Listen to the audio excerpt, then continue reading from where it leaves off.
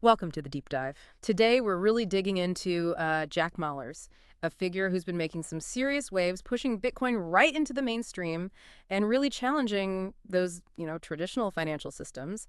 Our main source for this is an analysis called Jack Mallers y su impacto en el ecosistema Bitcoin. It really lays out his journey, his company Strike, and, well, the impact he's had. So our mission today, unpack the key stuff about Mallers' the innovations, yeah, but also the controversial bits and the big questions his work brings up about the future of money. Yeah, and what's really fascinating here, I think, is how you see one person's vision trying to bridge this gap.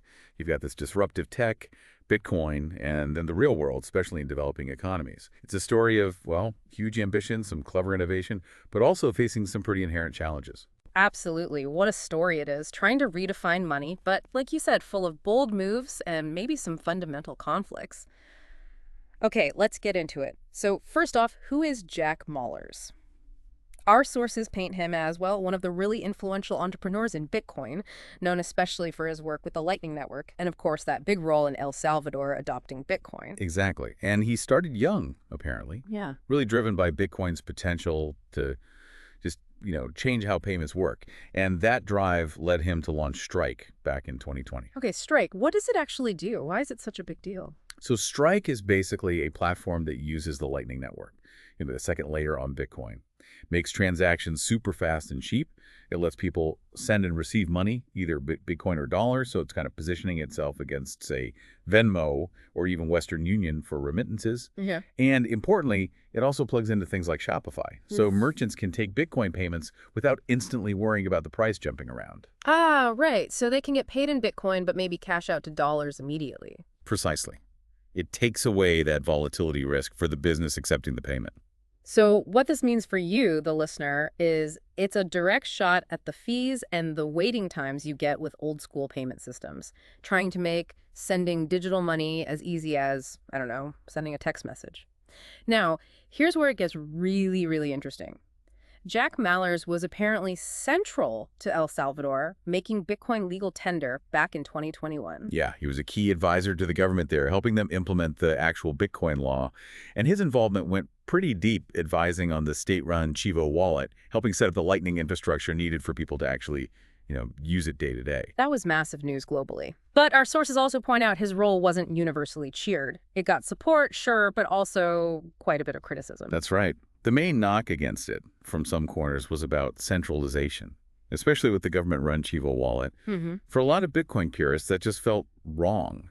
It seemed to go against the whole decentralized idea of Bitcoin, the don't trust, verify ethos.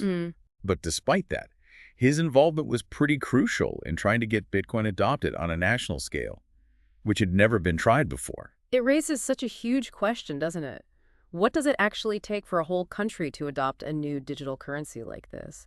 And what compromises do you have to make to get that mass adoption quickly? It's a massive trade-off. Beyond just El Salvador, Mallers has really been pushing Bitcoin as this global payment network, something much more efficient than what we have now. Absolutely. Strike has this feature, Strike Me, which lets you send money internationally without needing the usual bank middlemen. And they've also integrated Tether, USDT, the stablecoin, right, to allow stable payments directly over Lightning. That tackles the volatility problem again. So that sounds like he's squaring up directly against the big guys like Swift. Precisely. That seems to be the goal.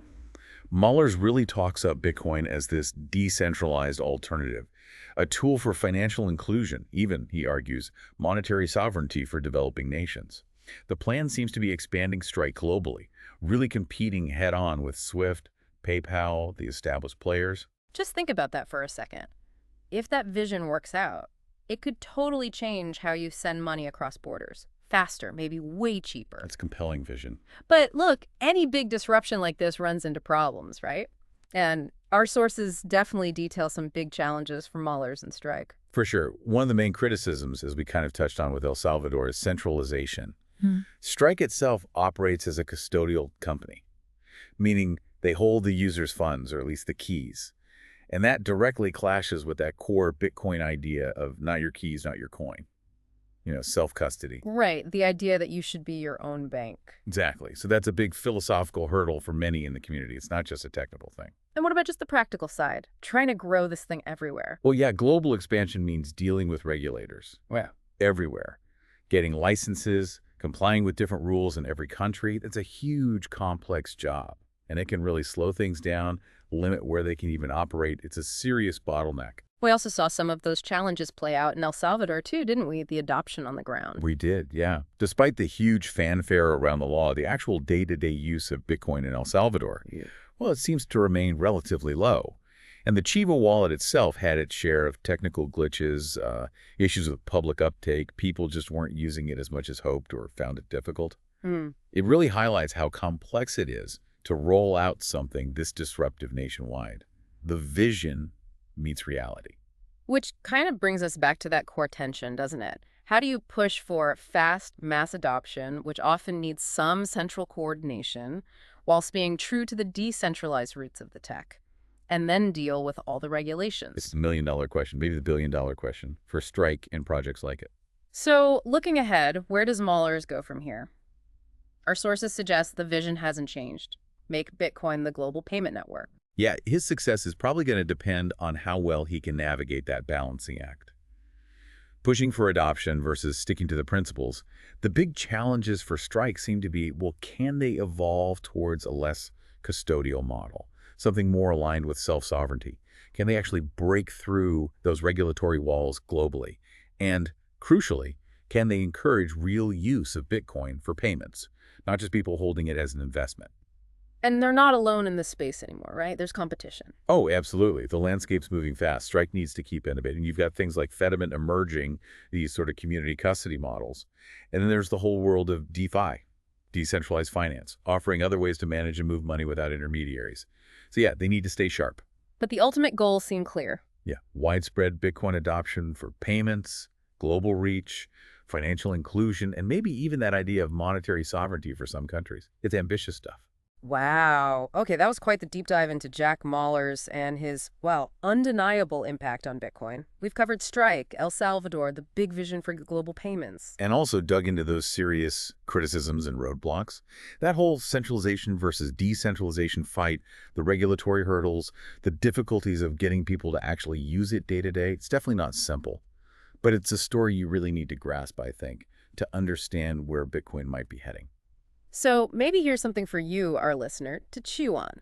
If getting Bitcoin into everyone's hands, achieving mass adoption, often seems to require some centralization, some compromise, can Bitcoin ever truly be that fully decentralized sovereign tool for everyone? Or is it always going to be this kind of dance, this tension between those two big ideas? That's it for this deep dive. We hope you feel a bit more informed, maybe a lot more curious about where digital payments are headed. Until next time, keep exploring.